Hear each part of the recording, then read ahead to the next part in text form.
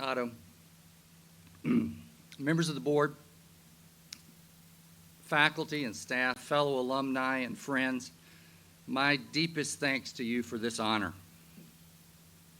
Equal to the accolade of receiving an honorary doctorate, and in all honesty, greater than the degree itself, is the ability to now call myself an alumnus of McDaniel College.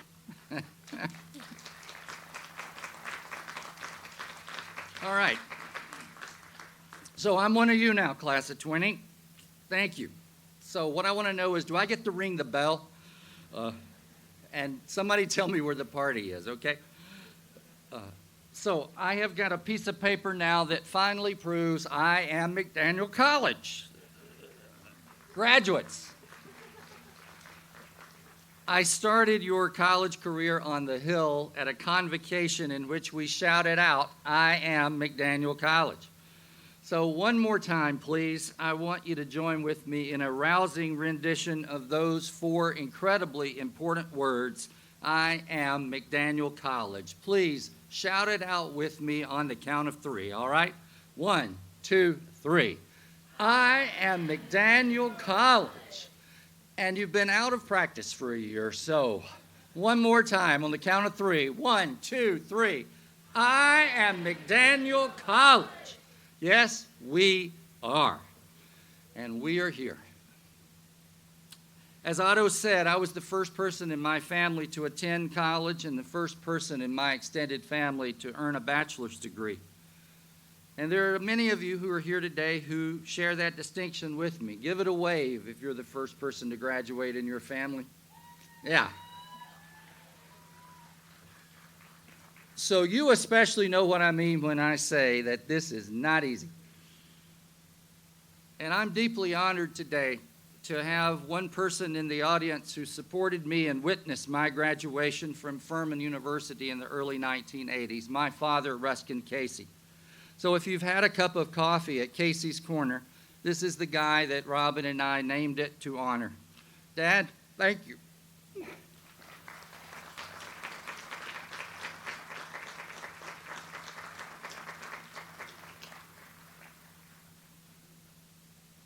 Unfortunately, my mother passed away last November. And so she didn't get to see this day. But I know there are a lot of you here today who lost loved ones in this pandemic. And I share with you the extraordinary difficulty of caring for an ill family member and grieving in a pandemic-sized world of quarantines and social distancing. I share your grief. But we need to bracket that sadness this morning because today is a day for joy, a day for celebration with friends and loved ones. And I got to see so many friends here today, many for the first time in 3 dimensions in over a year. Raise your hand if you're sick of Zoom.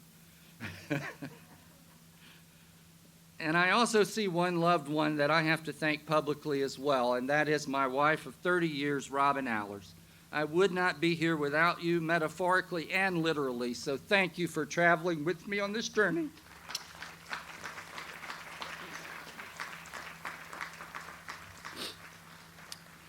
I did the math last week, I can still do it, and I realized that over the past 40 years, this morning marks the 50th college commencement ceremony, counting my own, in which I have participated. But after the year that we've just gone through, it is certainly the most special, even without this honor. It's also the only commencement ceremony I've ever attended where the graduates have already received their degrees. So unlike every other previous graduate of McDaniel or Western Maryland class of 20, you do not have to sit through a graduation speech before you get your diploma. You already have your diploma. So thank you for your patience over the next 90 minutes or so while I share some words of wisdom. Oh, I'm kidding about that, all right. I will be brief. I promise to be very brief. Your class is unique because every year since we built Gill Stadium, a group of students has approached me wanting to have their graduation ceremony outside. So to those of you who petitioned me, You sure went to a lot of trouble to get what you want, I want to say. I do not want to hear anyone complain about the heat. I mean, just be glad the cicadas aren't out yet. I mean, they waited 17 years for this day, not just one, all right? McDaniel asserts that our liberal arts curriculum educates leaders, so I have this morning just 3 brief pieces of leadership advice I want to share based on 30 years of progressive leadership experience. And each one of these ideas is oxymoronic. They're contradictory. If you break the word oxymoronic down into its Latin roots, oxymoronic, I think it means stupid Westerner or something like that. Oxymoronic, I think it's a great word. It means seemingly contradictory or paradoxical. The great American writer F. Scott Fitzgerald paradoxically posited that, quote, the test of a first-rate intelligence is the ability to hold 2 opposed ideas in mind at the same time and still retain the ability to function. You have a McDaniel degree now. That is about as first-rate as it gets in my book. So I hope these paradoxical offerings of mine do not defunct you. And I'm going to go one step further than Fitzgerald, and I'm going to suggest that in the 21st century, you cannot function effectively as a leader in a diverse society unless you can hold 2 opposing minds in your mind simultaneously, and perhaps more than just 2, if that is mathematically possible. Dr. Hamlin can help me with that. So I want to argue that much of the conflict in our nation now results because people, especially those who orbit D.C., seem incapable of admitting there are 2 or more sides to every coin. So trust me, I'm not being flippant when I flip you these paradoxical ideas that I've coined over the years that I have served as a higher education leader. My first piece of paradoxical leadership advice, make a plan. Always make a plan. And then absolutely do not follow your plan. At your age, nowhere in my future was a college presidency. Nowhere in my plan was even being a professor. Nowhere in my plan was living in Maryland.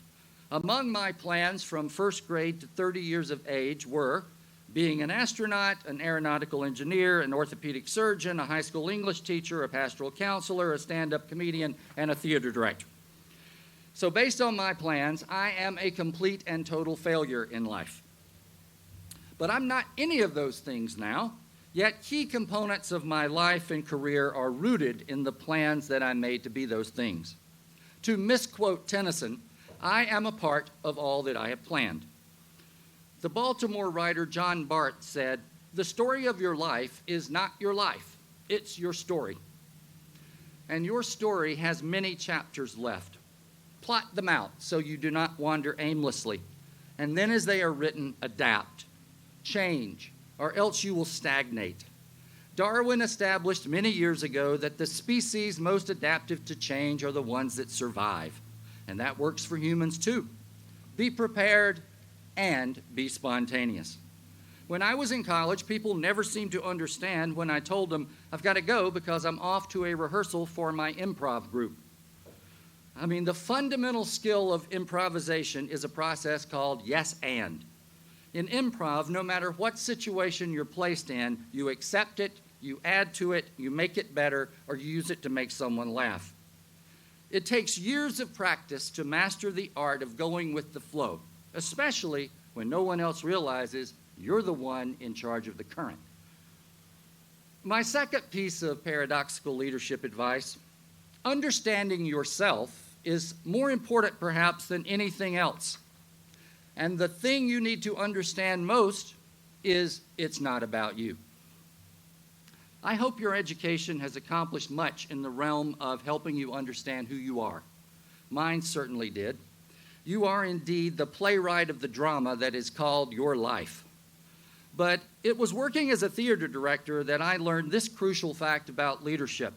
Nobody comes to the play to see the director. Success in life is a constant balancing act of taking enough care of me so that I can effectively serve you. I love the way the late Kobe Bryant put it. When Shaquille O'Neal told him There is no I in team. Kobe replied, but there is an M and an E, me. He had one additional word he quoted. I won't say that. The greatest, and I'm not talking about Tom Brady. I would accept Simone Biles in that category. The true greatest of all time, Muhammad Ali, finished his commencement address to the Harvard class of 1975 with the widely attributed world's shortest poem. Quoth Ali, me, we. Me, we. Now, some have argued that Ali actually said, me, we. You know, that's pretty good advice too, but it doesn't fit my point. As a college president, I learned pretty early in my tenure, it is impossible to get anything done in life without the help of somebody else. Every one of you has unique talents, and we are depending mightily on them to straighten out this mess of a world that too many people before you who were focused solely on me have left so out of balance. Know yourself, and then together, please change this world. Seek a vocation that enables you to do so. The theologian Frederick Buechner goes so far as to define vocation as that place where your deep gladness meets the world's deep hunger. And I feel fortunate in life I found mine.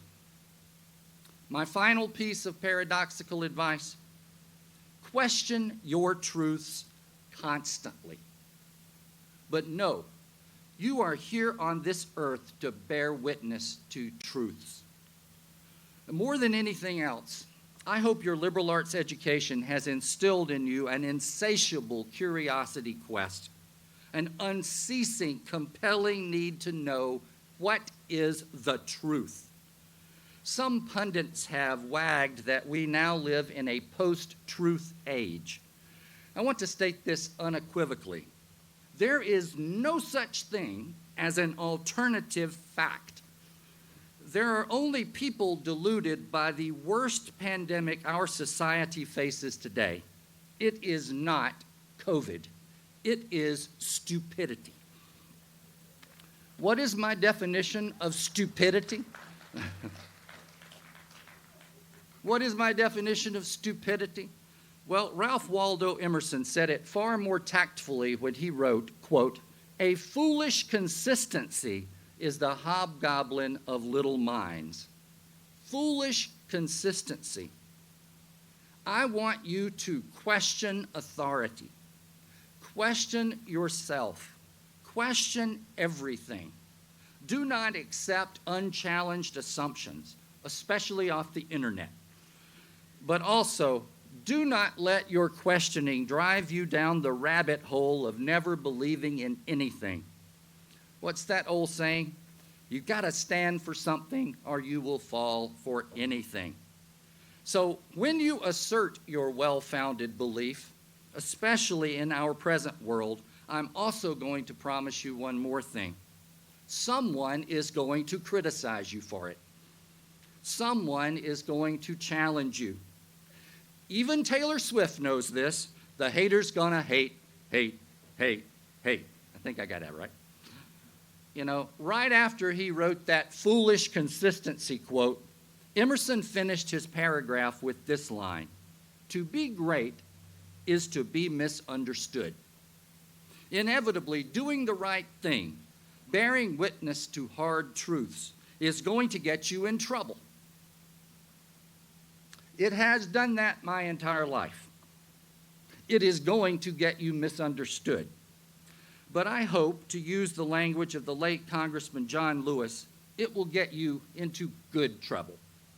Good trouble. I have been so moved that so many members of your generation and so many of you took to the streets last year in the wake of a pandemic, in the wake of the killing of George Floyd and so many countless others. You took to the streets and you said to this nation and you said to the world, this is enough. Black lives matter.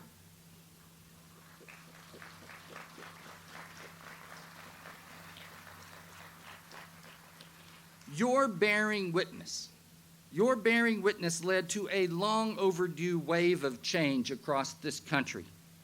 It has led to a wave of change that is ongoing at this college. You know, I suspect everyone in this audience has heard the name George Floyd. But how many of you know the name of Darnella Frazier? I'm going to ask, do you know who Darnella Frazier is? Darnella Frazier was the 17-year-old young woman who stood in the face of authority and captured the cell phone footage of Mr. Floyd's death and put it on Facebook, an act of bearing witness that led to the world taking to the streets. Or consider another case, Malayla Yousafzai, now 23, who 10 years ago nearly gave her life for bearing witness about the truth of the Taliban and their attitudes toward women and education. Yes, the truth will set you free, but it will never set you on an easy path. But I believe here at McDaniel, we have prepared you well for the sojourn. The next step is yours. So in conclusion, make a plan. And at the right point, throw it away. Take care of your meat so that you can do a lot of good for the wheat. And quest for truth so that you can bear witness to a world that needs the light. McDaniel has learned so much from knowing you. Our world has so much to gain from your lives ahead. It has been an honor to serve you as your president. We. I am McDaniel. We are McDaniel. And in the words of our Latin motto, I call you out of darkness and into the light. So go out there and shine brightly. Thank you.